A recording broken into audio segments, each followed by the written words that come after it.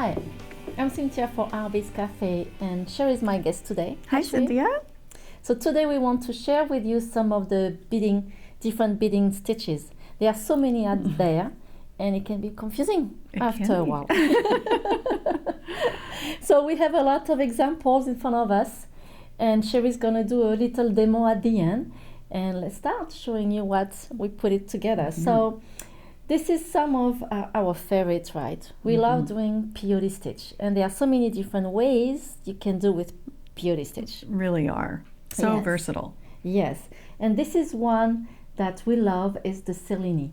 So it is a Peyote Stitch, and the way how you choose the different size of your beads, and it's a tubular Peyote Stitch, and then you have the stunning effect. That is really beautiful. Here, Cheri, you made a beautiful bracelet, and it has a little twist, right? Right. So we reverse direction. Yes. So it's one direction this way and another one this way. And you're going to show us at the end of the video. Just a simple little switch. And then you can switch direction and make a center focal. And then you can switch back if you want to. So it can be a really stunning effect. Oh, that's a great idea. And here I made a necklace with also the Cellini stitch, and I want to show you. This is a one that I started, and you can see how it's very hollow in the inside, so you can easily thread whatever, a string, ribbons. Here I did 3 pieces of leather, so it's a really great stitch to learn. I love that as a focal on the strands of leather like that. It's just beautiful. Yes, I think that's a really great stitch too. And then here it is a tubular Peyote Stitch, so a very simple one. So the effect is different. Beautiful. And here you have the classic Peyote Stitch. So we love it because it's very easy to do, and then you can decorate it as the way how you want. Yes. So here I just did some dangles. This one I really like because I did 2 bands and then I put them together with some crystal in the middle. So there are so many ways you can do it. This one I just saw a little links in the middle, and you did some really fun ideas here too, Cheri. Right. So this one I just stitched some little beads on top in different places to accentuate the pattern, which is really easy to do. You just do your whole bracelet first and then add those after. Okay. This one's super plain, but just love the way the colors of the beads work in this piece. This one I stitched these sweet little petal beads on top, and then did the little trim, which was really fun. And then this one trimmed with some fire polish. And then always so many beautiful buttons to choose from for the bead stitching. So. Yeah, we love using those buttons, yes. So Peyote is one of the stitch that a lot of beginners start with, really because it is easy. Of course, when you start a project, the first few rows, it's always a little complicated, but then it just flows, and it's a very easy stitch. And here I did something fun. I wanted to change, it's still a Peyote stitch, but I just changed the size of my bead. That's all I did. And you see how it's a little curve? I love that. So to have this effect, you just tight on your thread. So here there is another example where I use different sizes, and every time I finish a row I just pull on my thread really hard, and then it starts to curl. Beautiful effect. Yes, I love that. So I just did some little samples, and I want to explore a little more because this is really fun. Yes, this is another one that I really like. Really small beads. Are they 15? Yes. Yeah. But look at that clasp. You so glue. Pretty. Yes, you glue the beads inside the clasp, so it really matches your bracelet. So just a seamless effect. Yes. Yeah, that's beautiful. I love it. So this is Peyote Stitch. And then here I want to show you, this is a crochet. So it's just a cotton thread, and you thread your beads first, and then you crochet and you do a tube like that. So you can see the thread is right here at the end, and what I love with the crochet is you can make so many patterns. Oh, it's so pretty. I've seen people making snakes. I love them. It's beautiful, beautiful. I don't know how they do it, but Beautiful. something I want to try. But this is such a fun things to do. If you love crochet, you will love doing this. I really love that. And then here I have some brick stitch, and the way how I work this pattern is I don't have a pattern. It's kind of weird to say. It's easy. The technique is brick stitch, and then I just choose the beads that I want, and I just put them together. And I love the effect because you can use crystal, you can use bugle beads, you can use small beads, bigger beads. Like on this one, you see the difference. I use big crystal here, small crystal here, so pretty. There is a lot that you can do with this brick stitch. You can go crazy. The effect with is this. Wonderful. Yes, thank you. And you see how much I love it. Beautiful. This is another technique that I love. It's called the spiral, and this one is the double flat spiral, and I use that a lot also. And this is the single flat spiral. It's really fun. And this is the spiral. the spiral. Okay. So and pretty. On all of these, I use some of our seed bead blends, or in here I use some of our Swarovski blend that work really well together. Beautiful. So that's a technique also super easy to do. I love doing this. Oh, I forgot to mention your ring. Oh, Peyote Stitch? Yes.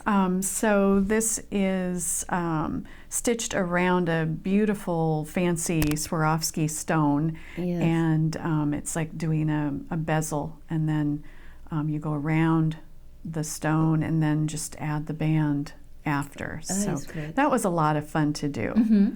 And a little slow going, but but fun. It just The Peyote Stitch also is great to make bezel out of them. So you have a fancy stone and you can make a bezel with the Peyote Stitch. Yeah. So this is a lot of fun to do. And then you can stitch bezels together and construct all kinds of fun things. So that's true. Very fun to work with. So this is the little dot stitch, and this is very simple. You just make these sweet little beads with different sized beads and colors, and then you can make just a variety of different beads. And then in this particular case, I strung them just on seed beads or together as a bracelet, and that's fun and goes pretty fast. So that's a fun one to do. Then we have the right angle weave. These two you did, which are just stunning in the crystals. Isn't that pretty? Yes, I didn't want to use seed beads. I wanted to do something with crystal, and this is one of our blend, and I just fell in love with it. Gorgeous. These are the pellet beads, and this just feels slinky and smooth and just really nice. It has a little heft to it. It just feels really wonderful. And then this is the cubic right angle weave, which forms a beautiful rope. This was with Swarovski pearls and bicones. That is so pretty. I haven't tried that technique yet, but I cannot wait to try it. Really fun. It goes pretty fast too. Yeah, that's great. And then these bracelets, they both start with the brick stitch, which we've got here, and then you did this one where you have strands of beads. Yes, and I just sew from one end to the next. Yes, exactly. Yeah, beautiful. And then this is a netted I love that effect. So you start with the two ends of the brick stitch, and then you just form this net in between. That's really fun and that's a lot of fun to do. Then we have the herringbone, and we have, this is with very small, tiny little beads. This one we have an assortment of shapes, which just gives different effects to the herringbone. This one has the round and then the little more cylinder-shaped beads. And then this one you mixed in the super duos. Yes, and I was actually inspired by this bracelet here. to do that one. I love the way that the shape of the bead forms this wave to the outside of the bracelet. It's just the natural effect of the different shape in the center, and I think it's so pretty. Exactly. So love that. And then these you did in tubular herringbone. Yes. Which is stunning. And tubular herringbone is really, really fun to do, and I want to show you here. So I made this little example, and this is when you do a tubular stitch. It's really easy to just put a piece of paper on a piece of paper, because then you can see your beads very well and you can stitch very well. And the tubular herringbone is like the flat. It goes 2 by 2. So you can see here I have 2 beads together, and you just sew 2 beads at a time. So it goes pretty fast. And what I love with that technique is you can add beads that is different size or different shape, like I did on this one. So here you have the Riso bead, and on those 2 seed beads I just add 2 Riso bead. Okay. And that's all I did, and it's really fun to do. That's stunning. I love that. Love that. And this is a twisted tubular herringbone. And we have a handy tip on our side to show. I was going to say, how'd you do that? It's just the way that usually you go down and you go down 2 beads, but this one you go down 3 beads. So it's interesting, just a little twist. Yes. Okay. And it's funny, it slowly go twisted, and just watch the handy tip. It's pretty easy to understand. Beautiful. And what I love in tubular herringbone too is you can do like a bangle. So no clasp, and I just sew everything together. Oh, lovely. I think the herringbone and the peyotes are my favorites. Yeah. You too? I think so. Yeah, I really enjoy doing them. They just feel good. Yes. So when they feel good like that, then you can start to experiment and do some new beads and new shape, or do something a little crazy, and and have fun with those. Yeah. Yay. So and you want to show us how to do the twist, Cellini. Make a little and we room need to here. make some space here. So Cheri's going to show us how to go from one way to the other way. Right, just this simple little switch of direction forms this point. And as you can see, that point forms all the way around. So it's very uniform. And then I just chose this spot to make my focal after the fact. Okay. So this is a little sample of the spiral Cellini. And I'm just approaching the part of the spiral where you would step up, where you'd make that transition from one row to the next. And so these are my 2 step-up beads right here. These are teeny tiny little 15-aught beads, and this is the little nook where my new bead is going to go, and this is the bead that my string is coming out of. So that's the bead color I'm going to pick up on my needle, and then typically you would step up. You'd stitch through both of those beads, but in this case, we are only going to go through the first bead of the step up, and let's see if I can do it in one swoop.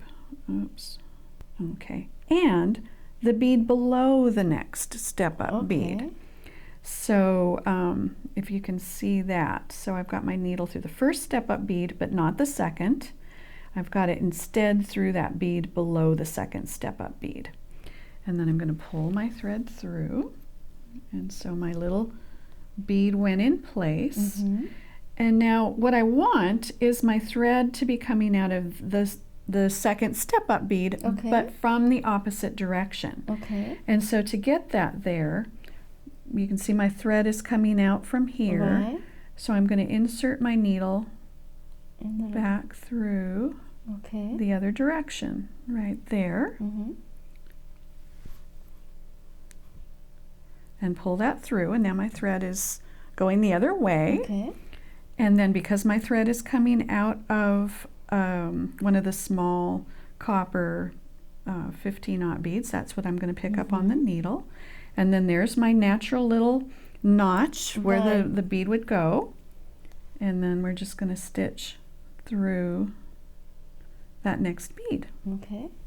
And then you can see that the bead fell into place. Mm-hmm.